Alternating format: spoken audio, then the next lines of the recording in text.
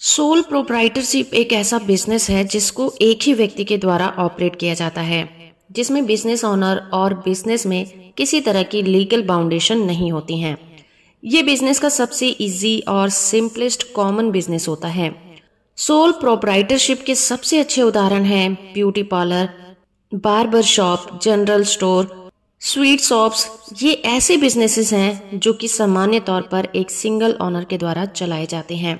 तो आज की इस वीडियो में हम बात करने वाले हैं सोल प्रोप्राइटरशिप क्या होती है, इसके बेनिफिट क्या होते हैं और इस बिजनेस को चलाने के लिए आपको किन किन रिक्वायरमेंट की जरूरत पड़ेगी। सबसे पहले बात करते हैं legal requirement for sole proprietorship.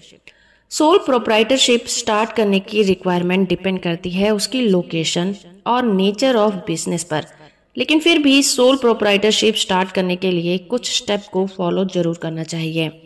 एक यूनिक और सुइटेबल बिजनेस नेम चूज करें और उसकी अवेलेबिलिटी को चेक करें, और अगर जरूरी हो तो इसके बाद अपने बिजनेस नेम को रजिस्टर कर लें जो आपकी लोकल अथॉरिटी में होगा।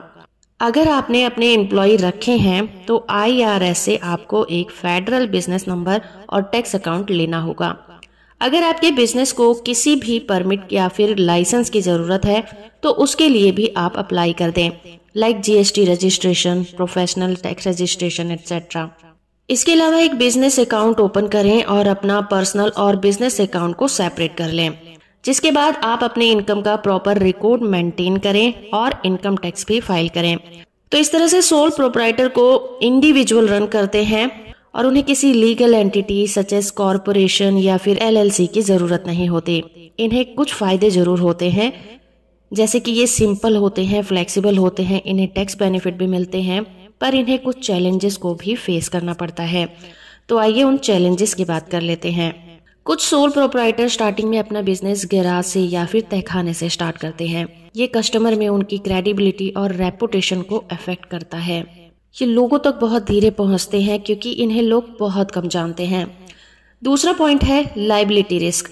सोल प्रोप्राइटरशिप को एक मेजर चैलेंज फेस करना पड़ता है क्योंकि उनकी जो पर्सनल एसेट होते हैं वो रिस्क पर लगे होते हैं, लेकिन एक कंपनी के डेब्ट को लेकर लिमिटेड लायबिलिटीज होती हैं, मगर सोल प्रोप्राइटरशिप में अनलिमिटेड लायबिलिटीज होती हैं। इसका मतलब ये हुआ कि बिजनेस फेल होने पर या फिर किसी भी तरह का केस होने पर ऑनर की पर्सनल प्रॉपर्टी और सेविंग हमेशा रिस्क पर लगे रहते हैं। Finance difficulty.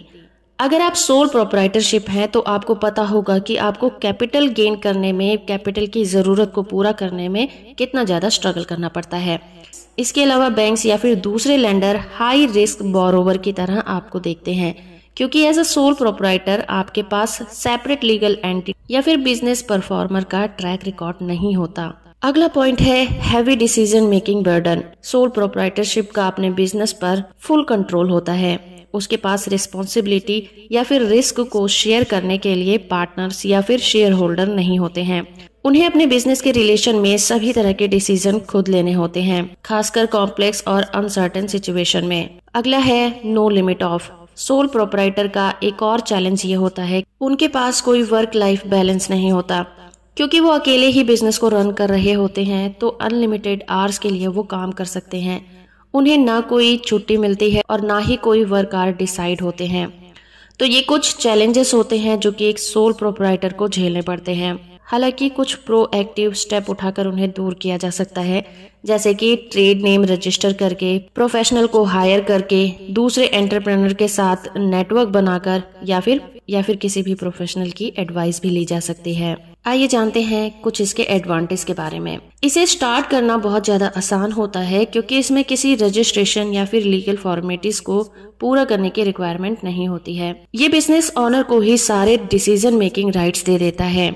इस बिजनेस से होने वाला सभी प्रॉफिट सिर्फ और सिर्फ ऑनर को अकेले ही मिलता है। सोल प्रोप्राइटर के पास थ्रू टैक्स एडवांटेज होता है क्योंकि वो बिजनेस से होने वाले प्रॉफिट पर पर्सनल इनकम टैक्स पे करता है। तो फ्रेंड्स, ये था वीडियो सोल प्रोप्राइटरशिप के ऊपर। होप कि आपको ये वीडियो पसंद आया होगा। वीडियो इन्फॉर्मेशन अच्छा है, इन्फॉर्मेटिव है, तो आप इसे लाइक, शेयर और चैनल को सब्सक्राइब करना बिल्कुल मत भूलिएगा।